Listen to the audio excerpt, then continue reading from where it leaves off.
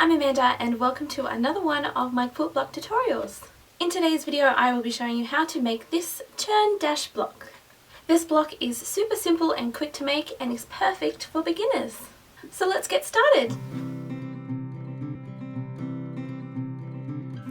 To make this block you will need to cut 4 2.5 by 4.5 rectangles from each of the two fabrics for the sides. One 4.5 inch square from either the plain or floral fabric for the centre, and two 4 7/8 squares from each of the fabrics for the half square triangles.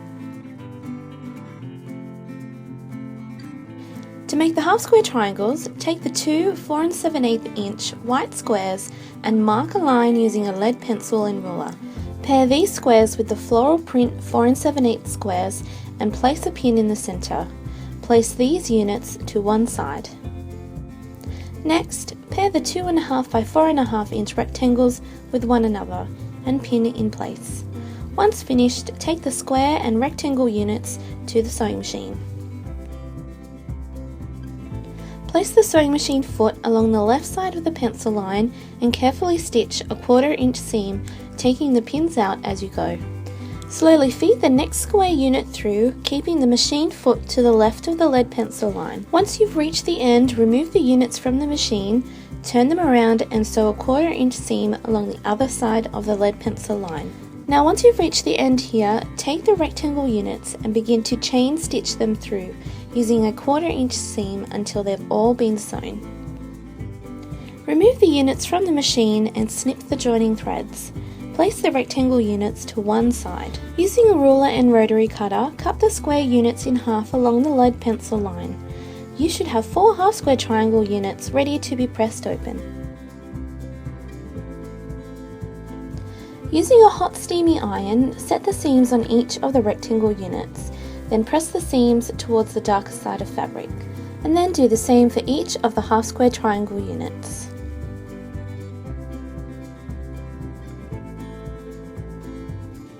Lay out the block pieces by placing the 4.5 inch centre square down first, placing the half square triangles in each corner with the white sides facing inwards. Then place the rectangle units in the gaps, with the white sides facing in as well. To make the other variation of this block, simply replace the centre square with a white one and then do a 180 with all of the other block pieces. But let's come back to the other way. Separate the rows from one another. Flip the top middle rectangle onto a half square triangle unit, square them up and pin it in place. Do the same with the centre row and bottom row. At the sewing machine, sew a 1/4 inch seam along the pinned edge, chain stitching the next unit through until they've all been sewn together. Snip the joining threads and place the sewn units back into their original places. Flip and pin the last row of units into place. Sew a 1/4 inch seam along the pinned edge, chain stitching the next unit through like before.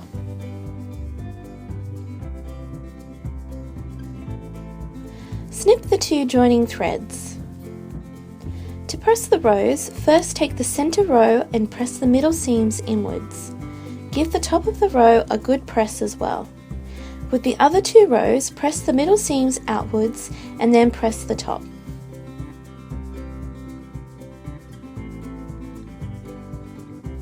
Separate the top row and then flip the centre row onto the bottom one. Nest the centre seams and pin in place. Pin along the rest of this edge as well. Carefully sew a 1/4 inch seam along this edge, ensuring that all seams are flat as you sew over them. Open the half block out and flip the top row into place. Nest the centre seams and pin them in place. Pin along the rest of this edge like before. And again, slowly sew a 1/4 inch seam along this edge, taking the pins out as you go.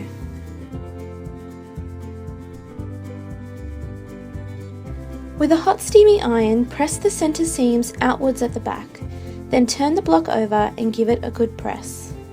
And to finish, square off the edges of the block so that it measures 12.5 by 12.5 inch square.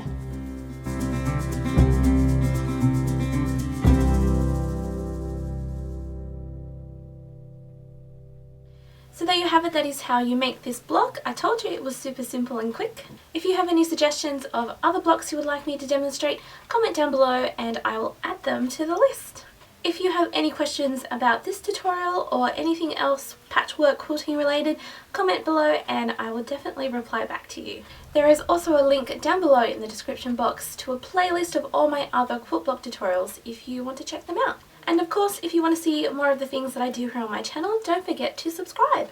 Thank you so much for watching and I hope to see you another time very, very soon. Bye!